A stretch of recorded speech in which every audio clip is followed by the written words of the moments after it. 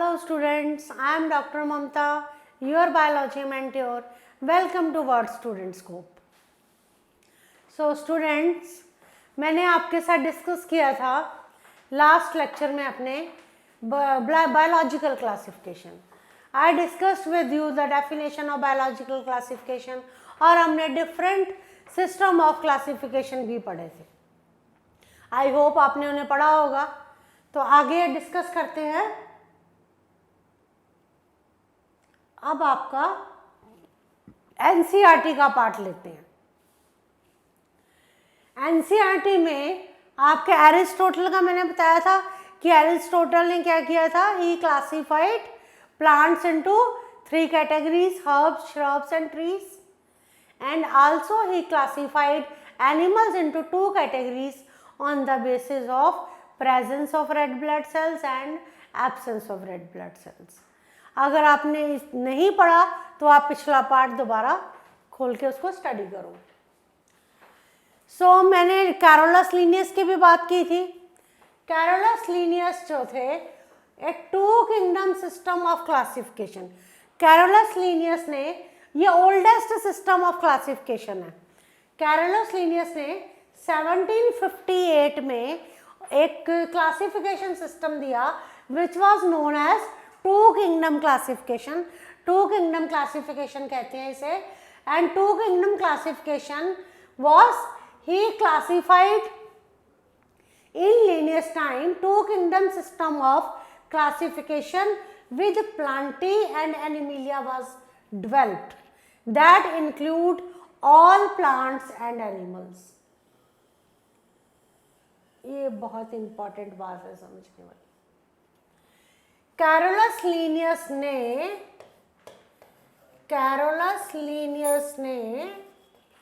क्या किया.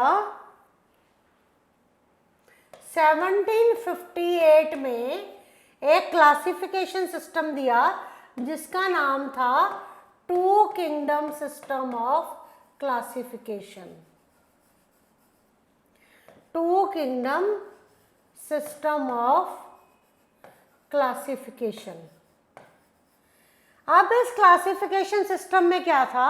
All plants and animals were grouped into 2 categories, Plantae and Animalia. जितने plants थे they were kept in the kingdom Plantae और जितने animals थे they were kept in the kingdom Animalia. Carolus Linnaeus के time में kingdoms develop होने लगी थी, right.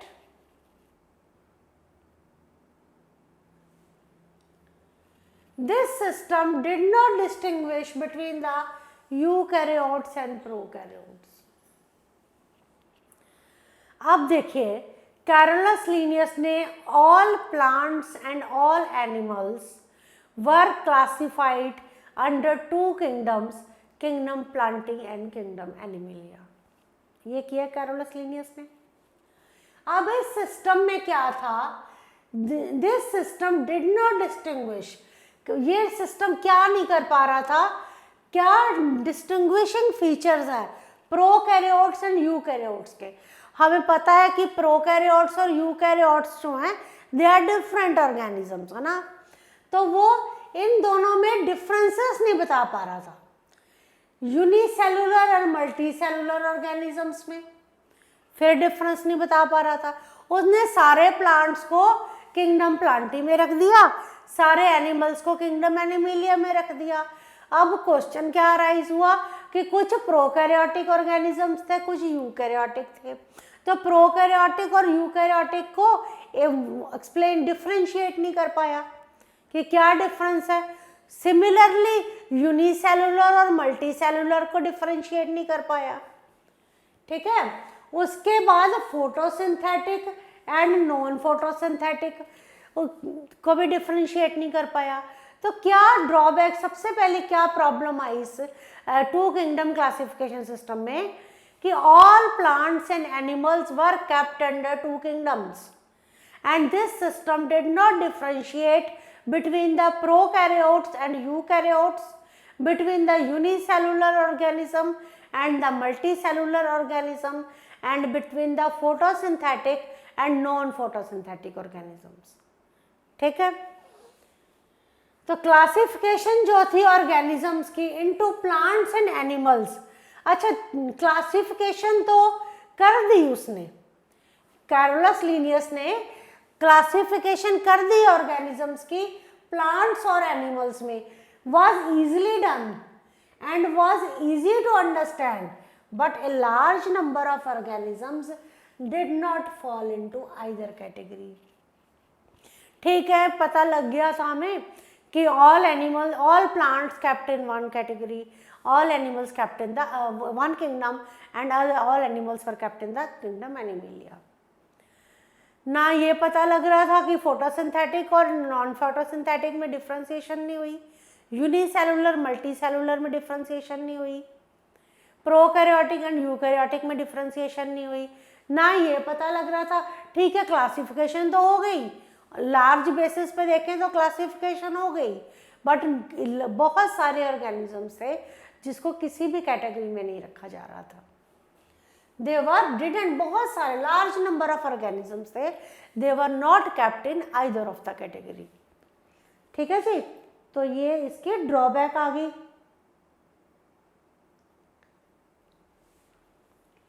Hence the two kingdom system classification used for a long time was found inadequate। तो जब ऐसी प्रॉब्लम्स आनी स्टार्ट हो गई कि डिफरेंशिएशन नहीं हो रही, तो ये जो two kingdom system of classification which was given by Carolus Linnaeus in 1758 was found inadequate। ये inadequate था, inappropriate माना गया। Beside gross morphology, a need was also felt for including another characters।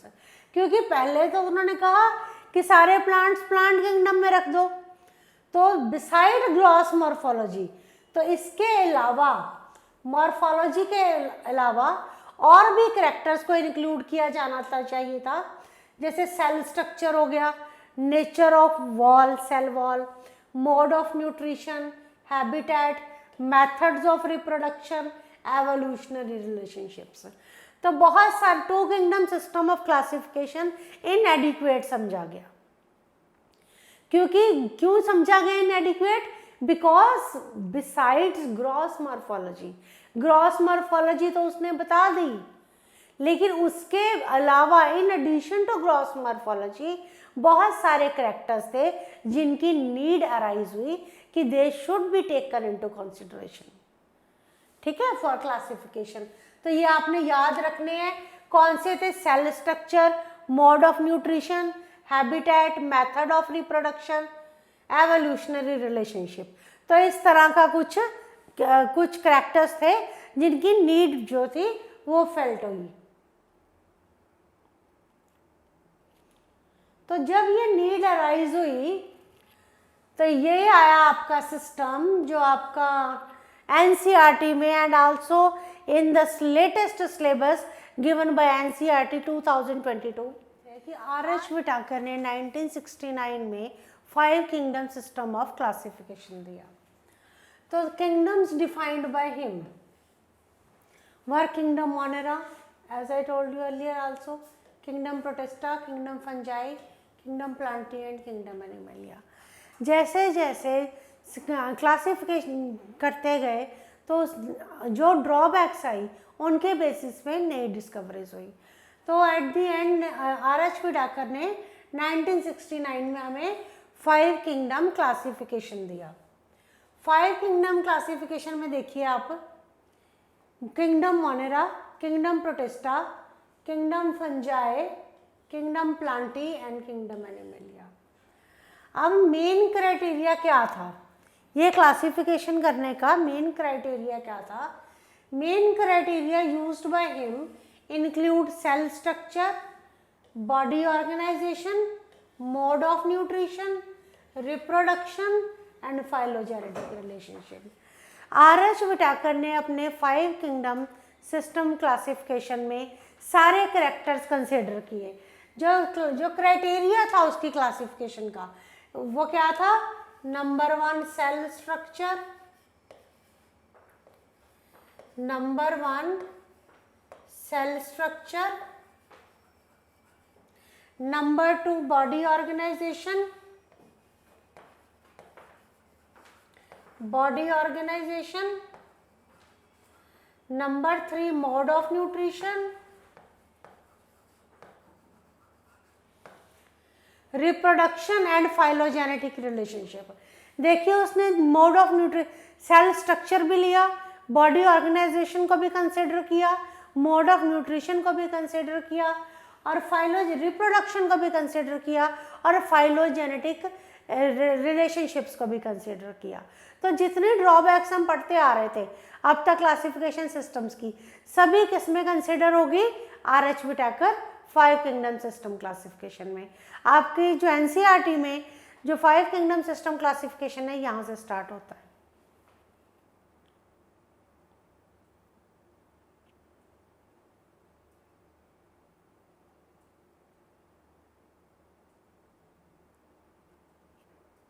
So let us start.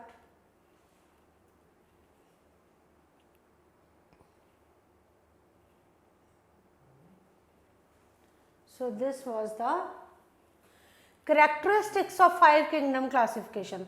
ये ऐसा आपको ना आपकी NCERT में ये एक टेबल दिया हुआ है 5 किंगडम्स का। See kingdom Monera, kingdom Protista, kingdom Fungi, kingdom Plantae and kingdom Animalia. 5 kingdoms होगी। कौन से करेक्टर्स कंसिडर, क्या क्राइटेरिया था इस क्लासिफिकेशन सिस्टम का? Number 1 cell type. Cell type कैसे थी? प्रोकैरियोटिक था मोनेरा में, eukaryotic were in Protista, eukaryotic Fungi, eukaryotic Plantae और यूकैरियोटिक ही एनिमिलिया में। पहली चीज, जब हम 2 किंगडम सिस्टम क्लासिफिकेशन पढ़ रहे थे तो कैरोलस लिनियस ने he was not able to differentiate between the prokaryotic and eukaryotic cell। पर RH विटाकर में क्या हुआ, जब सेल टाइप कंसिडर हुआ तो किंगडम मोनेरा वो कहते प्रोकैरियोटिक है, बाकी protista, fungi, Plantae, Animalia all were eukaryotic.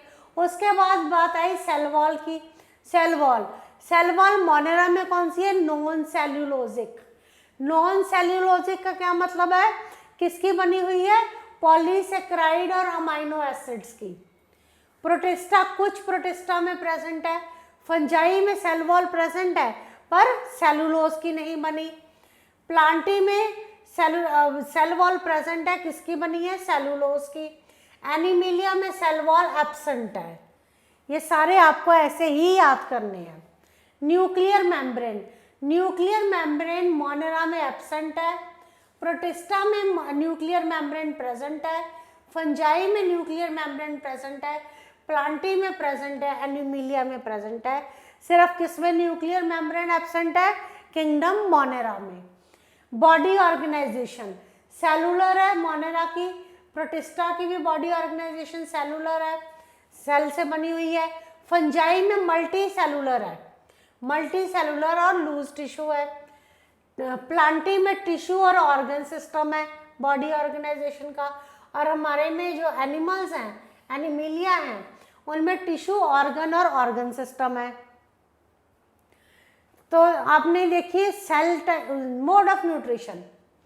Mode of nutrition Monera में ऑटोट्रॉफिक है, कीमोसिंथेटिक भी हो सकते हैं, फोटोसिंथेटिक भी हो सकते हैं और हिट्रोट्रॉफिक है।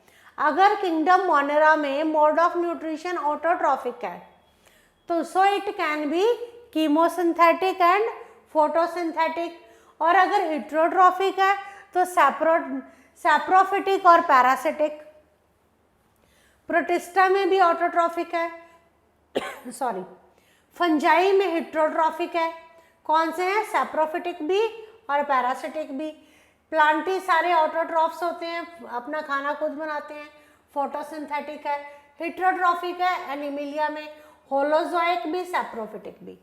ये एज सच में आपको चार्ट एक बार और क्लियर करवाऊंगी। आई थिंक बहुत स्टूडेंट्स जो है ना इन टर्म्स के साथ फेमिलियर नहीं होते। अभी आप इतना समझो कि जो 5 किंगडम क्लासिफिकेशन सिस्टम है which is given by RH Whittaker was based on these 5 characters।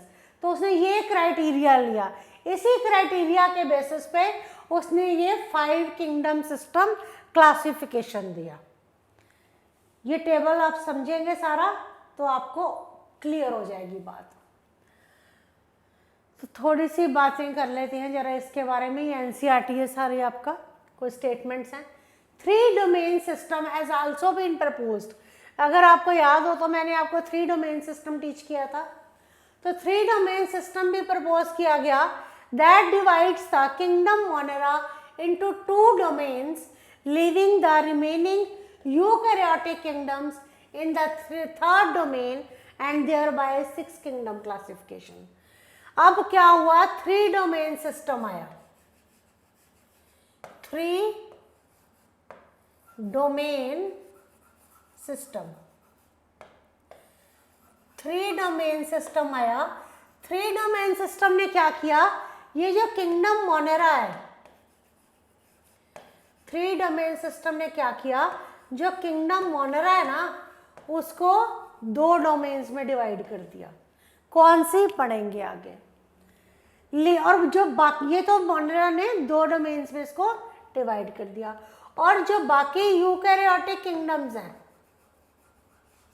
जो बाकी यूकैरियोटिक किंगडम्स हैं वो 3rd डोमेन में आ गई एंड देयर बाय ए 6 किंगडम क्लासिफिकेशन।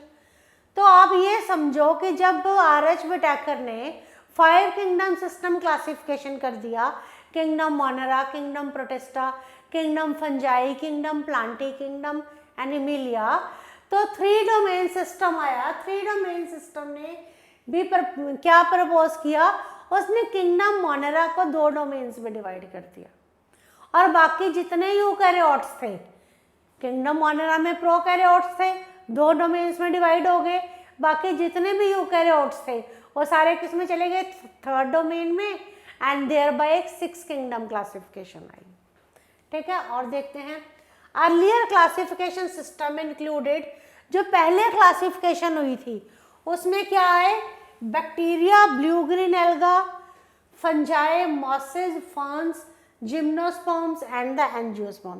पहले क्लासिफिकेशन सिस्टम में क्या होता था, bacteria, blue green alga, fungi, masses, ferns, gymnosperms, angiosperms, ये सारे प्लांट्स के अंदर आए। समझने वाली बात है कि जो अर्लियर क्लासिफिकेशन सिस्टम था उसमें जितने भी हमारे बैक्टीरियाज हो गए, फंजाई हो गए, ब्लू ग्रीन एल्गा हो गए, फंजाई हो गए, आपके जिम्नोस्पर्म्स हो गए, एंजियोस्पर्म्स हो गए, सारे प्लांट्स के अंडर कंसिडर किए गए। ठीक है, तो आगे देखते हैं जरा। The character that unified this whole kingdom was that organism included that had a cell wall in their cells. मैंने कहा कि अर्लियर क्लासिफिकेशन सिस्टम ने सारे ऑर्गेनिज्म जितने भी लिविंग थे, एंजियोस्पर्म, जिम्नोस्पर्म्स, फर्न्स, ये आपके एल्गी, फंजाई, मॉसेज, ये सारे के सारे प्लांट्स में, किंगडम प्लांटी में अर्लियर क्लासिफिकेशन सिस्टम ने कर लिए। और किस करेक्टर के बेस पे ये सारे प्लांट्स के अंदर आ गए, that all of them has a cell wall in their cells. So एक कौन सा करेक्टर था, यूनिफाइड करेक्टर क्या था जिसने इस सारे किंगडम को यूनिफाइड किया, that all cells have a cell wall. So this place together groups which widely differ in other characters. तो इससे क्या हुआ, दूसरे ग्रुप कौन सा बन गया जिसमें सेल वॉल नहीं थी। तो it brought together the prokaryotic bacteria and the blue green alga under cyanobacteria with other groups were eukaryotic. तो क्या हुआ जी, जो प्रोकैरियोटिक बैक्टीरिया थे, हमें पता है ना बैक्टीरिया प्रोकैरियोटिक है, prokaryotic bacteria and blue green algae, जो ब्लू ग्रीन एल्गा को क्या कहा जाता है, cyanobacteria. Prokaryotic bacteria and the blue green alga, cyanobacteria, they were kept under other group and with other group which were eukaryotic। तो इसने क्या किया, प्रोकैरियोटिक बैक्टीरिया और ब्लू ग्रीन एल्गा को किसके साथ रख दिया, उन जो यूकैरियोटिक थे। ये कुछ ना स्टेटमेंट्स हैं एनसीईआरटी में दी गई जो कि पता होनी चाहिए हमें।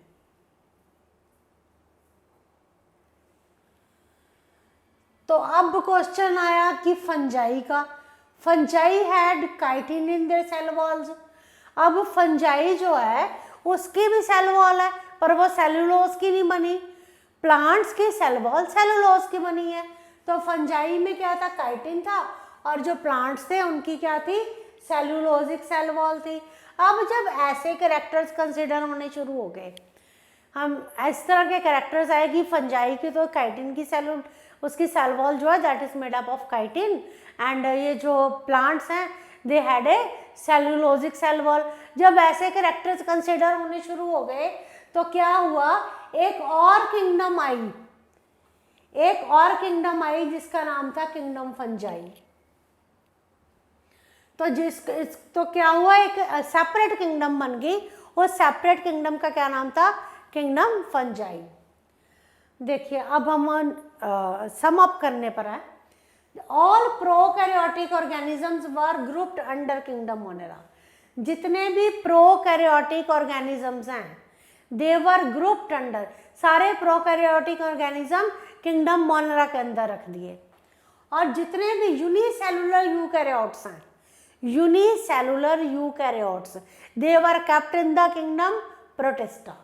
ठीक है जी, जितने भी बैक्टीरियाज हैं हमारे, ऑल प्रोकैरियोटिक ऑर्गेनिजम्स, हम कहेंगे कि all prokaryotic organisms were kept under kingdom Monera and all unicellular eukaryotic organisms were kept under kingdom protista.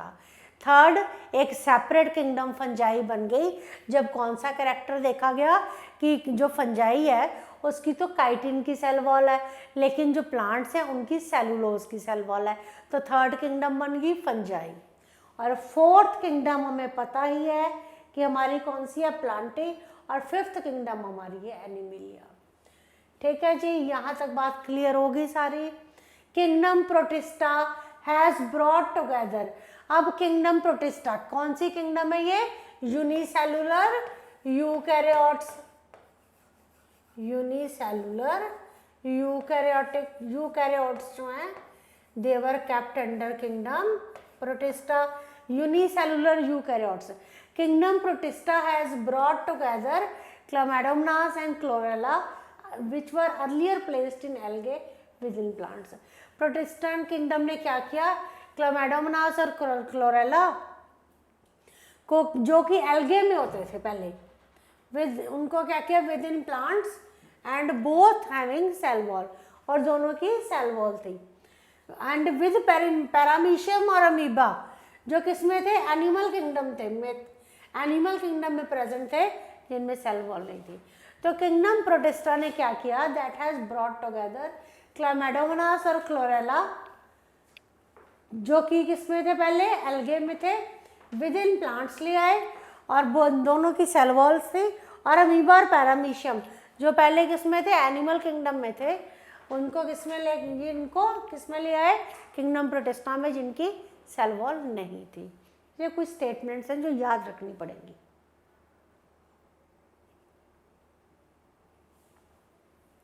It has put together organisms which in earlier classifications were placed in different kingdoms।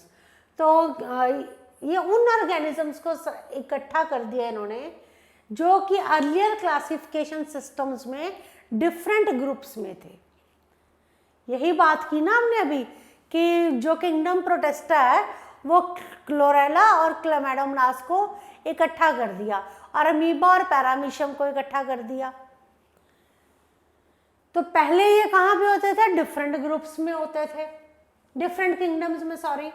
तो in this chapter we study the characteristics of kingdom Monera, Protista and fungi of the Whittaker system of classification. इस chapter में हमने क्या पढ़ना है, kingdom Monera, kingdom Monera, kingdom Protista, kingdom Protista, and kingdom fungi.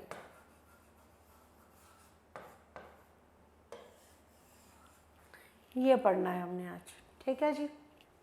और kingdom Plantae and kingdom Animalia ये अलग chapters है आपके।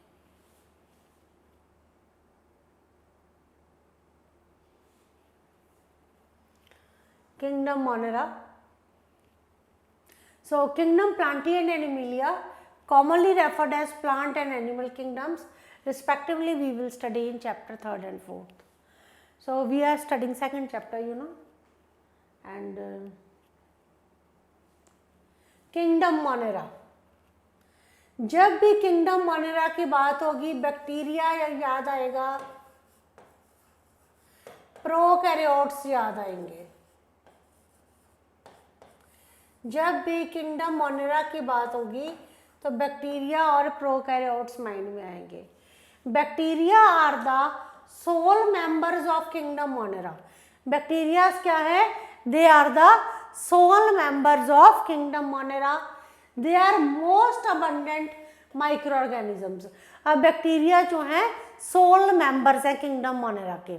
दे are abundant in nature, they are present everywhere.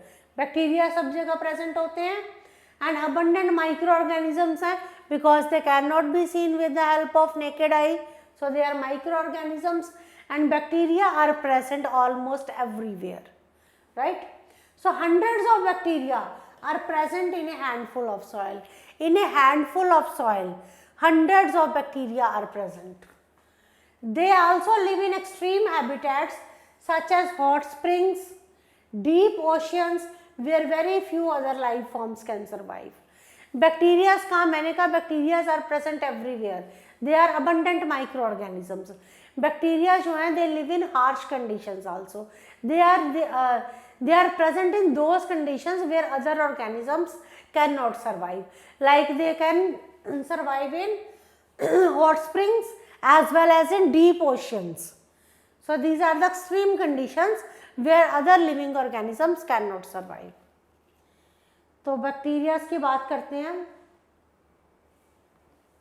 Many of them live in or on other organisms as parasites. बहुत सारे bacteria हैं जो क्या करते हैं, दे लिव इन और on the other organisms as parasites. Bacterias are grouped under 4 categories. Bacterias जो हैं they are grouped under 4 categories. 4 categories में डिवाइडेड है bacterias, are grouped under 4 categories. कौन सी हैं ये shapes? On the basis of shapes. सबसे पहले है स्फेरिकल, फिर है कोकस, रॉड शेप्ड। देखिए spherical shapes of bacteria, see here shapes. Bacteria are grouped under 4 categories based on their shape. On the basis of shape they are grouped under 4 categories. 4 categories हैं। सबसे पहली है spherical, ये रही आपकी spherical कोकस। उसके बाद है rod shape, bacillus. Bacillus rod shape होते हैं, कोकस स्फेरिकल होते हैं। कॉमा शेप होते हैं vibrio, comma shape vibrio, and spiral shape होते हैं स्पिरलम। तो ये कुछ शेप्स हैं बैक्टीरियाज की, on the basis of which bacterias are classified into 4 types. आगे चलते हैं। Though the bacterial structure is very simple, they are very complex in behavior. जो बैक्टीरियल स्ट्रक्चर है देखने में तो बहुत सिंपल लगता है, but it is very complex in behavior. Very complex in behavior, we will see. Compared to many other organisms, bacteria as a group show the most extensive metabolic activity. NCERT के statements हैं, बहुत important है। कुछ bacteria तो autotrophic होते हैं। Autotrophic मतलब they synthesise their own food from inorganic substrates. कुछ बैक्टीरिया कैसे होते हैं? They are autotrophic in nature, means they synthesise their food from inorganic substrates. They may be photosynthetic autotrophic, they may be photosynthetic autotrophic और chemosynthetic autotrophic. ये कुछ terms हैं, अगर आपको ये टर्म्स की डेफिनेशंस विद एग्जांपल नहीं पता तो आप कमेंट बॉक्स में कमेंट करेंगे तो हम इसका एक अलग से चैप्टर लेंगे। तो दे में बी फोटोसिंथेटिक ऑटोट्रॉफिक, ये बैक्टीरिया फोटोसिंथेटिक ऑटोट्रॉफिक भी हो सकते हैं, कीमोसिंथेटिक ऑटोट्रॉफिक भी हो सकते हैं।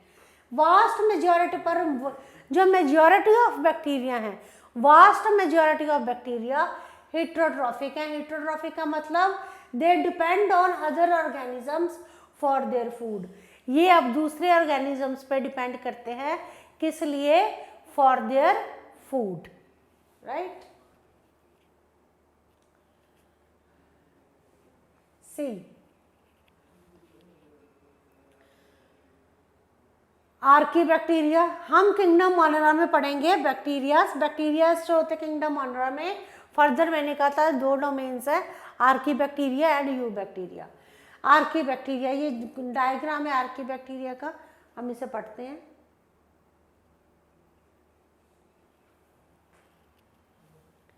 These bacteria are special since they live in some of the most harsh habitats. Archaebacteria are very special, बहुत स्पेशल है क्योंकि ये कहाँ रहते हैं? मोस्ट हार्श हैबिटेट्स में, एक्सट्रीमली साल्टी एरियाज में। कहा कि बैक्टीरिया जो हैं they are present everywhere, they can survive in those conditions where other organisms can not survive, in high temperatures, in hot springs, in deep oceans they can survive। तो जब हम you, उसी की एक टाइप हम पढ़ रहे हैं अपने यू बैक्टीरिया। तो यू बैक्टीरिया जो है ये स्पेशल क्यों है? क्यों पढ़ रहे हैं हम यू बैक्टीरिया को? ये स्पेशल इसलिए है because they can survive in most harsh habitats. Most harsh habitats में रहते हैं, जैसे extreme salty areas, hot springs में और मार्शी एरियाज मिथेनोजन्स में। ठीक है, मोस्ट हार्श हैबिटेट्स होते हैं, एक्सट्रीम साल्टी एरियाज में रहते हैं। जब एक्सट्रीम साल्टी एरियाज की बात आएगी तो हेलोफाइल्स होते हैं, हॉट स्प्रिंग्स में रहते हैं, थर्मो एसिडोफाइल्स होते हैं, और मार्शी एरियाज में रहते हैं, उन्हें मिथेनोजन्स कहते हैं। ये टर्म्स आपको याद करनी है। आर्की बैक्टीरिया जो है differ from other bacteria in having a different cell wall structure. ये जो आर्की बैक्टीरिया, पहले तो मैंने कहा बड़े स्पेशल है। क्यों स्पेशल है? हार्श कंडीशंस में रहते हैं। कौन सी हार्श कंडीशंस में? अगर सॉल्टी कंडीशंस में रहते हैं, एक्सट्रीम सॉल्टी कंडीशंस में रहते हैं, तो ये क्या कौन से हैं हमारे? हेलोफाइल्स, हेलोफाइल्स हैं। और अगर हॉट स्प्रिंग्स में रहते हैं तो थर्मो एसिडोफाइल्स है। अगर मार्शी एरियाज में रहते हैं तो ये क्या है? मिथेनोजन्स हैं।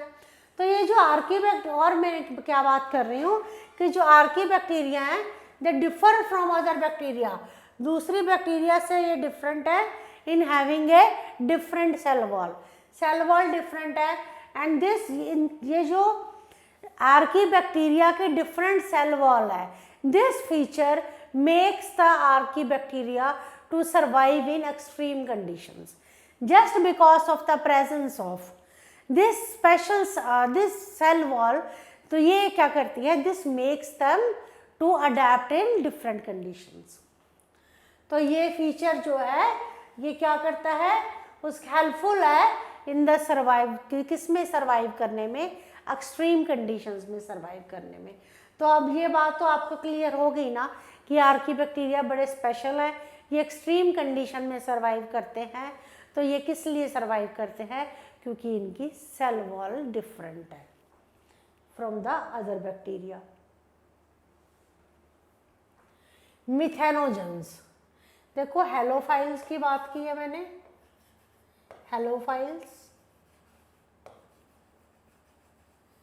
Thermo acidophiles, thermo acidophiles,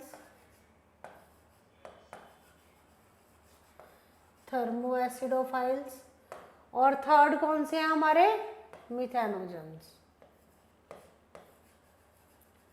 मिथेनोजन्स।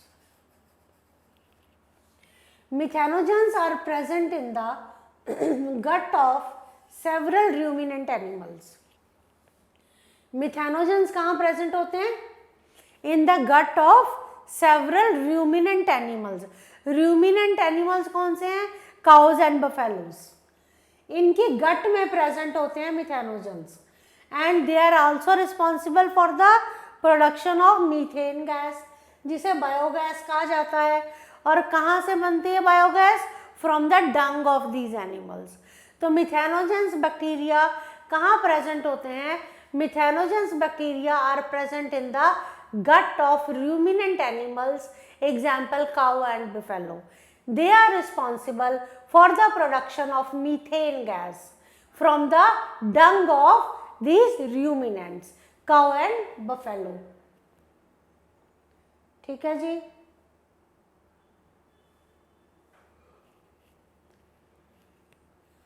So this was about Archaebacteria. Now we will discuss the Eubacteria. Just a minute. Eubacteria.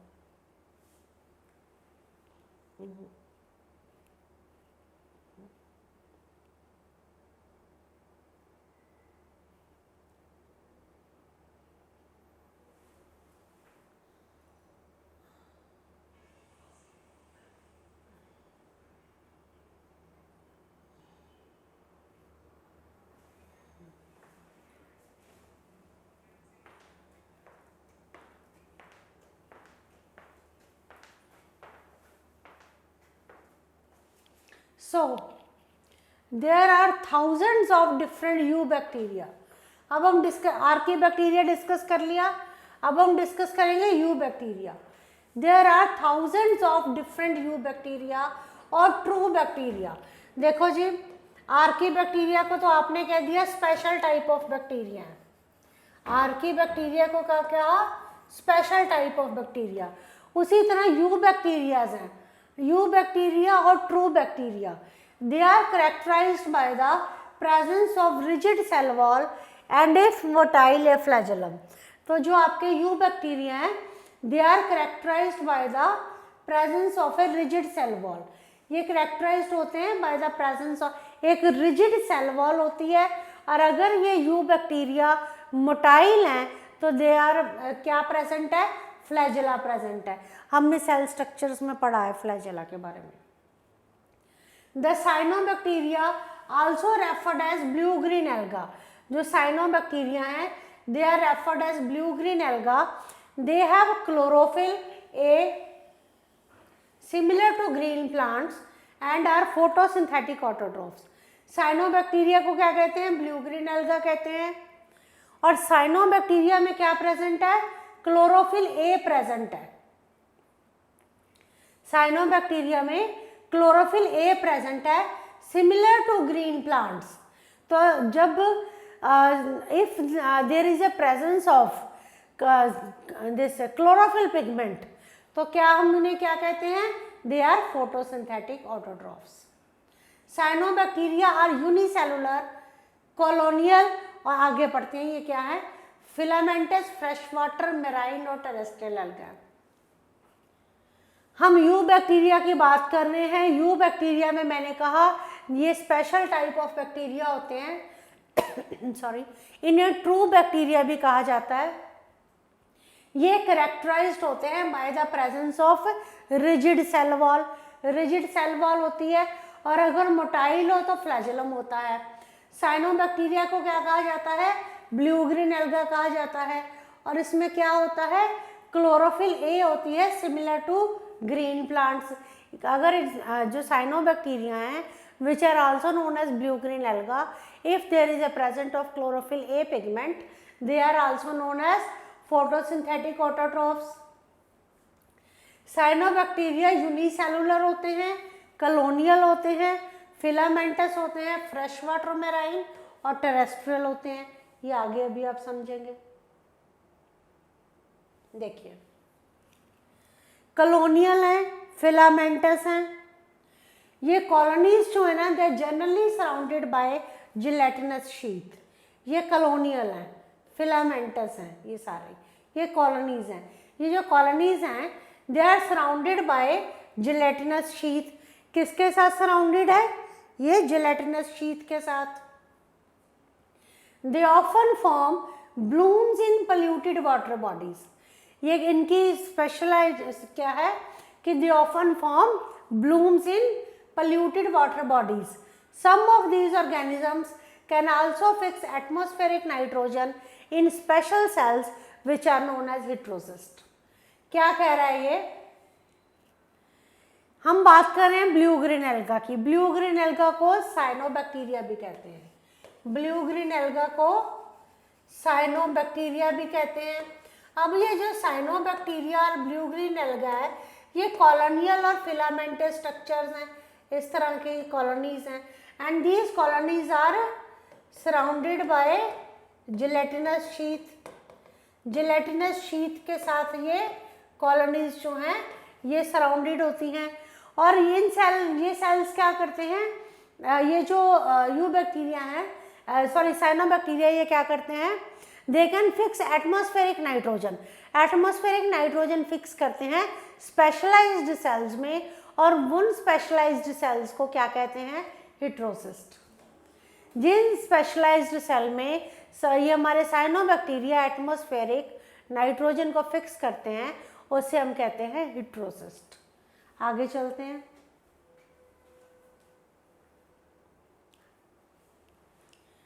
Chemosynthetic autotrophic bacteria. अब जो अभी हमने बात की फोटोसिंथेटिक ऑटोट्रॉफिक बैक्टीरिया की।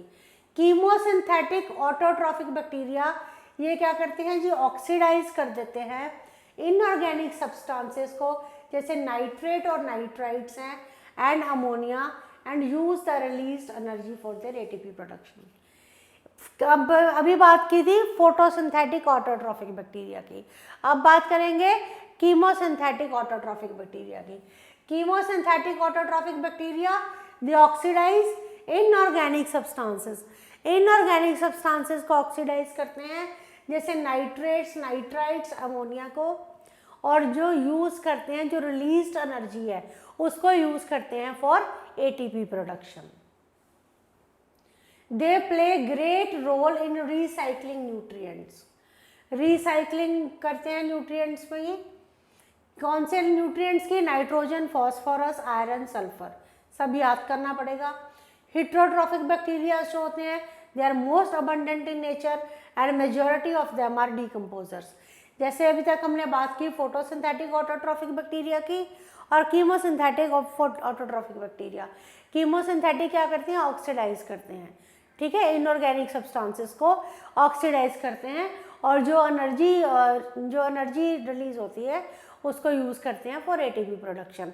ऊपर मेजॉरिटी जो है हेटेरोट्रॉफिक बैक्टीरियाज की है, and majority of them they are decomposer. Majority of heterotrophic bacterias are decomposers.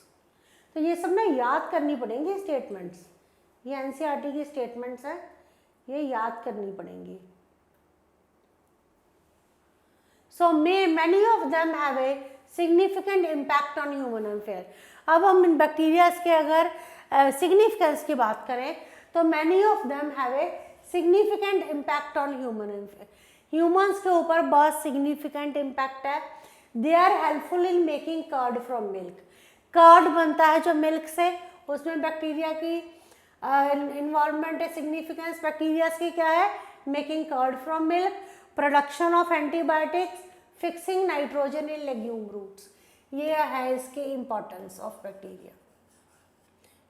ये पता होना चाहिए कि बैक्टीरिया किसमें हेल्पफुल है, in making of curd, right, in the production of antibiotics and in fixing nitrogen in legumes.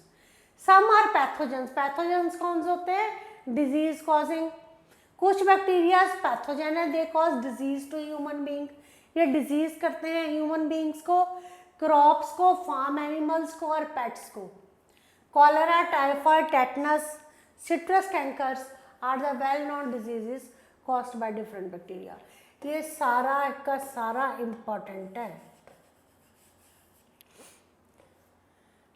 कुछ pathogens जो हैं they cause damage to human beings.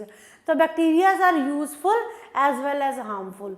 Useful bacterias are used in making of curd, they are used in production of antibiotics, ठीक है, and also they are used in the fixation of nitrogen in legumes. Harmful bacterias कौन से हैं? Harmful bacterias जो है they are क्या करते हैं, they are pathogenic in nature. Pathogenic in nature means they cause diseases. कौन से diseases? Cholera, typhoid, citrus canker, these are the common diseases caused by bacteria. सारी एनसीईआरटी की स्टेटमेंट्स और याद करनी पड़ेंगी.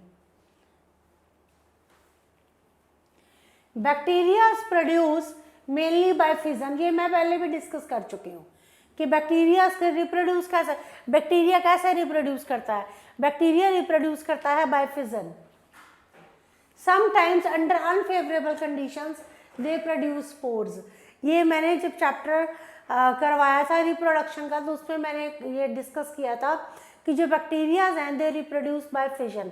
फिजन से रिप्रोड्यूस करते हैं. One cell of bacteria divides into two bacterias, ठीक है. बाइनरी फिजन मैंने डिस्कस किया था. अगर आपको ये ना समझ आया हो तो कमेंट बॉक्स में कमेंट करो, I will take that also. तो लेकिन under unfavourable conditions, unfavourable conditions में बैक्टीरियाज क्या प्रोड्यूस करते हैं? स्पोर्स प्रोड्यूस करते हैं. They also reproduce by a sort of sexual reproduction.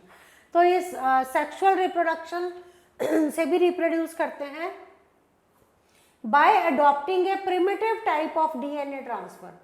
तो बैक्टीरिया सेक्सुअल रिप्रोडक्शन से कैसे रिप्रोड्यूस करते हैं?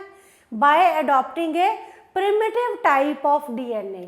Primitive type of DNA transfer होता है from one bacterium to other. तो अब बात आती है कि बैक्टीरिया सेक्सुअली कैसे रिप्रोड्यूस करते हैं. बैक्टीरिया सेक्सुअली रिप्रोड्यूस करते हैं by transferring a primitive type of DNA from one bacteria to other.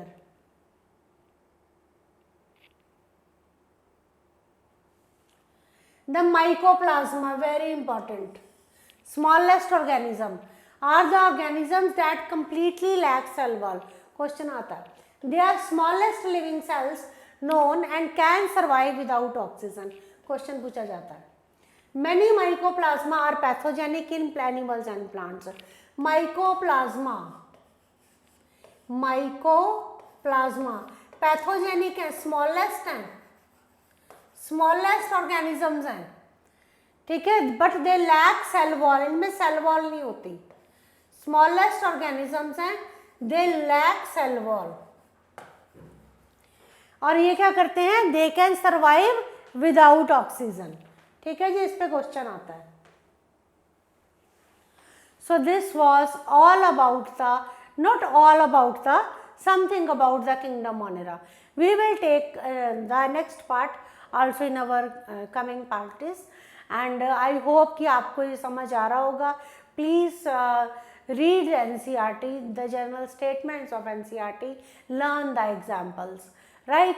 And curiosity question in the first part is why do we need classification? इसका answer आप मेरे को उसमें दीजिएगा कमेंट बॉक्स में. और कुछ एग्जाम्पल्स अगर उसके डेफिनेशंस आपको नहीं क्लियर हैं तो आप मेरे को उसमें कमेंट बॉक्स में कमेंट कीजिए. We will take everything in our classes. Thank you.